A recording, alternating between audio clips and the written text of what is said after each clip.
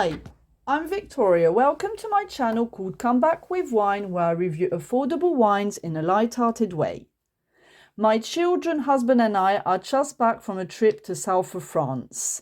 I'm from originally a village between Nîmes and Montpellier in Languedoc, so needless to say, the wines over there are absolutely stunning. But there was one region in particular called Terrasses du Larzac, which I thought the wines were absolutely amazing. Terrasses du Larzac has been awarded an AOP quite recently in 2005, and I just thought these wines were just absolute star quality. Now, these wines are made from a blend of Syrah, Grenache and Mourvèdre. These three grape varietals must be present in the wine, but some other grape varietals such as Cinsault can also be added. The percentage of those grapes isn't dictated, so the winemaker can blend to taste. The vines are grown on very high vineyards, very high altitude, and they're also on slopes for maximum sunlight. And the climate of Terrasses du Larzac is a Mediterranean climate. Typically, you won't find Terrasses du Larzac in your main supermarkets in the UK. However, you can find it in wine specialists such as Majestic, Laithwaite, or online wine specialists as well. I found a bottle at Waitrose Cellar online, Carmel Joseph 2021, Terrasses du Larzac, which I bought for $14.99. Now, the neighbor of Terrasses du Larzac is Pic Saint-Loup, and Pic Saint-Loup is only half an hour away. And although they've got similar grape varietals, typically Syrah, Grenache, Mourvèdre, they are very different in style.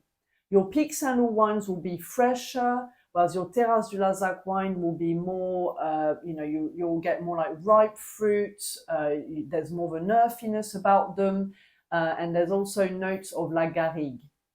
Now, La Garrigue is basically a wild vegetation that grows in the French Mediterranean, which kind of typically gives you notes of like thyme, rosemary, these kind of flavors.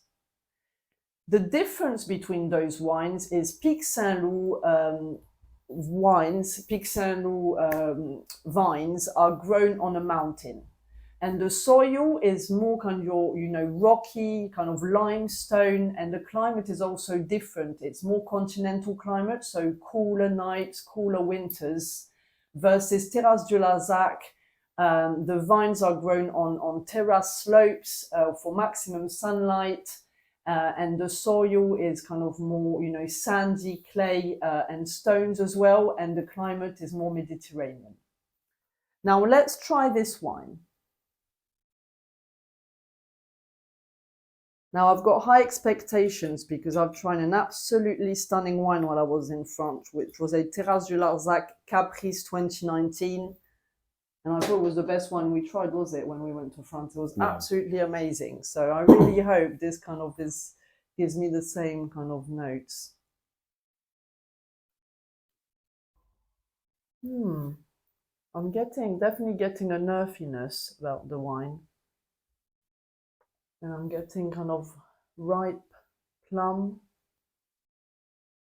and kind of jammy kind of notes as well.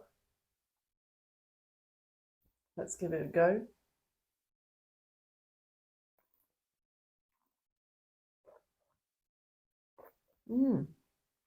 Quite fruity. I would say acidity kind of medium, tannins medium as well. Medium to high maybe, but it's less tannic than certain wines I've tried from Terrasses du Larzac. And I'm definitely getting probably kind of thyme, that earthiness, and like black pepper as well. So it's quite interesting. The only thing I would say is I'm not getting kind of so much that kind of meaty, leathery notes, and probably because the wine is younger, so I'm getting more fruits rather than those kind of tertiary, sometimes more interesting flavors I find in wine. But yes, very, very pleasant, very nice wine. Marks out of 10? Marks out of 10, it's $14.99. Unfortunately, I am kind of benchmarking it against the one we tried in France, which was 16 euros in France. So actually, probably it's quite expensive, 16 euros for Languedoc wines, and basically in France, so you're not paying for the shipping of the wine as well.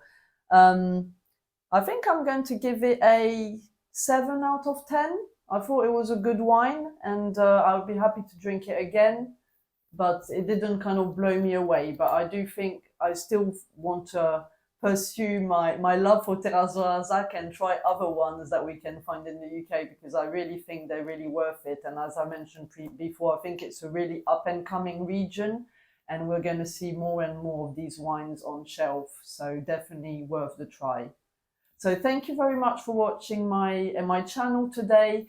Please press like, share the video with your friends, and subscribe to my channel as I will be posting more videos reviewing wine.